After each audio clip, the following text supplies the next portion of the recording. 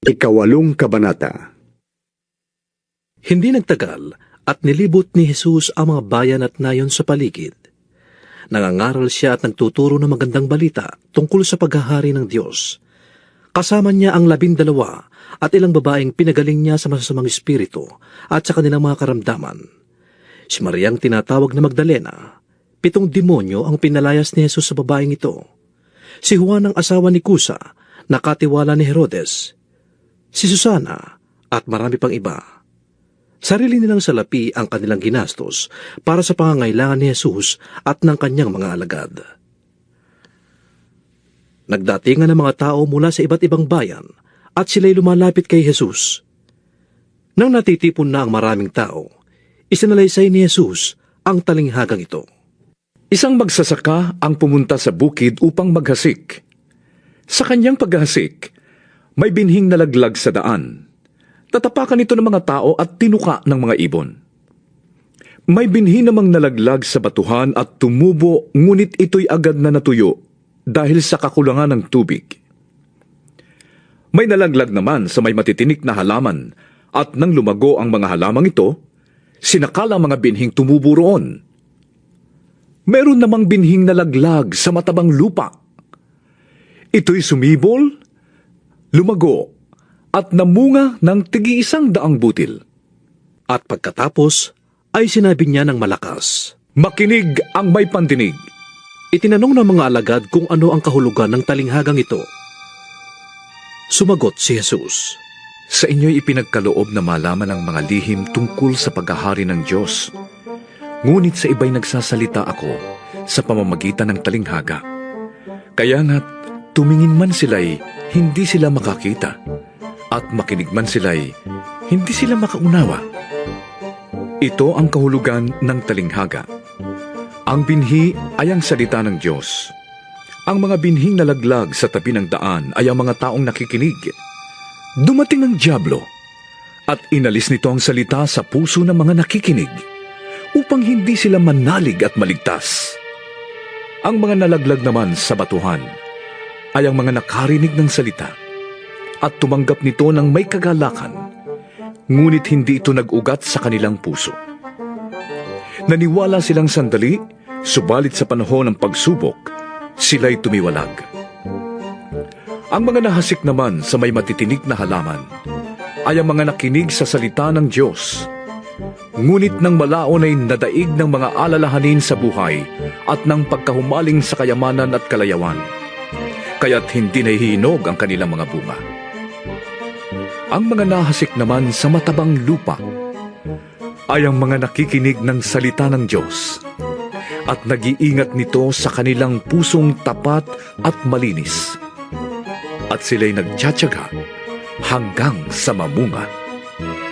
Walang taong nagsisindi ng ilaw at pagkatapos ay tinatakluban ng banga o kaya'y inilalagay sa ilalim ng higaan. Sa halip, inilalagay yon sa talagang patungan upang matanglawan ang mga pumapasok sa bahay. Walang natatago na di malalantad at wala ring lihim na di mabubunyag. Kaya't pagbutihin ninyo ang inyong pakikinig, sapagkat ang mayroon ay bibigyan pa, ngunit ang wala ay aalisan pati na ang inaakala niyang nasa kanya. dumating ang ina at mga kapatid ni Jesus, ngunit hindi sila makalapit sa kanya dahil sa dami ng tao. Kaya't may nagsabi sa kanya, Nasa labas po ang inyong ina at mga kapatid. Ibig nila makipagkita sa inyo. ngunit sinabi ni Jesus, Ang mga nakikinig at tumutupad ng salita ng Diyos, ang siya kong ina at mga kapatid. Isang araw, si Jesus ay sumakay sa bangka kasama ang kanyang mga alagad. Sinabi niya sa kanila, Tumawid tayo sa ibayo. at ganun nga ang ginawa nila. Nang sila ay naglalayag na, nakatulog si Jesus. Bumugso ang isang malakas na unos at ang bangka ay pinasok ng tubig, kaya't nalagay sila sa panganib. Nilapitan siya ng mga alagad at ginising. Panginoon! Lulubog po tayo! Sabi nila. Umangon si Jesus at sinaway ang hangin at ang nagngangalit na tubig. Tumahimik ang mga ito at bumuti ang panahon. Pagkatapos, sinabi niya, Nasaan ang inyong pananampalataya? ngunit sila'y natakot at namangha. Sinabi nila sa isa't isa, Sino kaya ito? Inuutusan niya pati ang hangin at ang tubig. At sinusunod naman siya ng mga ito. dumating sila sa lupain ng mga Geraseno, katapat ng Galilea sa kabilang ibayo ng lawa. Pagbaba ni Jesus sa bangka, sinalubong siya ng isang lalaking taga roon na sinasaniban ng mga demonyo. Matagal na siyang hindi nagsusuot ng damit, ayaw tumira sa bahay, at sa mga kuwebang libingan lamang namamalagi. Pagkakita kay Jesus, nagsisigaw ang lalaki, nagpatira pa, at sinabi ng malakas, Jesus, anak ng kataas-taasang Diyos, anong pakialam mo sa akin? Nakikiusap ako sa iyo, huwag mo kong pahirapan. Ganoon ang sinabi niya, sapagkat ang masamang espiritu'y inutusan ni Jesus na lumabas sa taong iyon. Madalas siyang saniban ng masamang espiritu, at kahit siya'y bantayan at tanikalaan ng paa at kamay, pinaglalagot-lagot lamang niya yon. Siya'y dinadala ng demonyo sa mga liblib na puok. Tinanong siya ni Jesus. Ano ang pangalan mo? Sagot niya, sapagkat marami ang demonyong pumasok sa tao. Nagmakaawa kay Jesus ang mga demonyo na huwag silang itapon sa kalalimang walang hanggan. May malaking kawan ng baboy na nagsisikain sa bundok na malapit doon. Nakiusap kay Jesus ang mga demonyo na papasukin sila sa mga iyon, at pinahintulutan naman sila. Lumabas sa tao ang mga demonyo at pumasok sa mga baboy. Ang kawan ay biglang sumibad ng takbo at tuloy-tuloy na nahulog sa lawa at nalunod. Nang makita ng mga tagapag-alaga ng mga baboy ang nangyari, tumakbo sila at ipinamalita ito sa bayan at sa mga nayon. Lumabas ang mga tao upang tingnan ang nangyari. Paglapit nila kay Jesus, nakita nila ang taong dating sinasaniban ng mga demonyo. Nakaupo siya sa paanan ni Jesus, nakadamit at matinuna ang isip. Sila'y lubhang natakot. Isinalaysay sa kanila ng mga nakakita kung paanong gumaling ang dating sinasaniban ng mga demonyo. Nakiusap kay Jesus ang mga Geraseno na umalis na siya sa kanilang lupain, sapagkat sila'y takot na takot. Kaya't sumakay siya sa bangka at umalis sa puok na iyon. Nakiusap kay Jesus ang taong inalisan ng mga demonyo na siya'y isama nito. Ngunit sinabi sa kanya ni Jesus, Umuwi ka na at ipagsabi mo ang dakilang bagay na ginawa sa iyo ng Diyos. Umuwi nga ang lalaki at ipinamalita sa buong bayan ang ginawa sa kanya ni Jesus. Pagbalik ni Jesus, masaya siyang tinanggap ng mga tao sapagkat siya'y hinihintay nila. Dumating noon ang isang lalaking nagngangalang Jairo, isang tagapamahala ng sinagoga.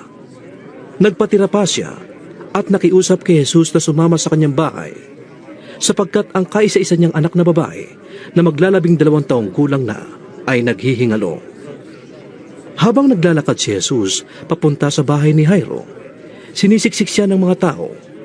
Kabilang sa mga ito ang isang babaeng 12 taon nang dinudugo at hindi mapagaling ni numan. Naubos na ang kanyang kabuhayan sa pagpapagamot. Lumapit siya sa likuran ni Jesus at hinawakan ang laylayan ng damit nito. Noon di tumigil ang kanyang pagdurugo. Nagtanong si Jesus, Sino ang humawak sa damit ko? Nang walang umamin, sinabi ni Pedro, Panginoon, napapaligiran po kayo at sinisiksik ng mga tao? ngunit sinabi ni Jesus, May humawak sa damit ko. Naramdaman kong may kapangyarihang lumabas sa akin. nang malaman ng babae na hindi pala nalingid ang kanyang ginawa, siya'y nanginginig na lumapit at nagpatira pa sa paanan ni Jesus. Pagkatapos, sinabi niya sa harap ng lahat ng naroon kung bakit niya hinawakan ang damit ni Jesus at kung paanong siya'y gumaling agad. Kaya't sinabi sa kanya ni Jesus, Anak, pinagaling ka ng iyong pananalig. Humayo ka. Ipanatag mo ang iyong kalooban. Nagsasalita pa si Jesus nang dumating ang isang lalaking galing sa bahay ni Jairo. Patay na po ang inyong anak. Sabi niya kay Jairo, Huwag na po ninyong abalahin ang guro. Nang ito'y marinig ni Jesus, sinabi niya kay Jairo, Huwag kang matakot. Sumampalataya ka lamang at siya'y gagaling. Pagdating sa bahay, wala siyang isinama sa loob kundi sina Pedro, Juan, at Santiago at ang mga magulang ng dalagita. Nag-iiyakan ang lahat ng naroroon at tinatangisan ang dalagita. Ngunit sinabi ni Jesus, Huwag kayong umiyak. Hindi siya patay. Natutulog lamang. Pinagtawanan nila si Jesus sapagkat alam nilang patay na ang dalagita. Ngunit hinawakan ni Jesus ang kamay nito at sinabi, Ineng, bumangon ka. Nagbalik ang hininga ng dalagita at ito'y bumangon. Pagkatapos, pinabigyan siya ni Jesus ng pagkain. Gulat na gulat ang mga magulang ng dalagita, ngunit pinagbilinan sila ni Jesus na huwag sasabihin kanino man ang nangyari.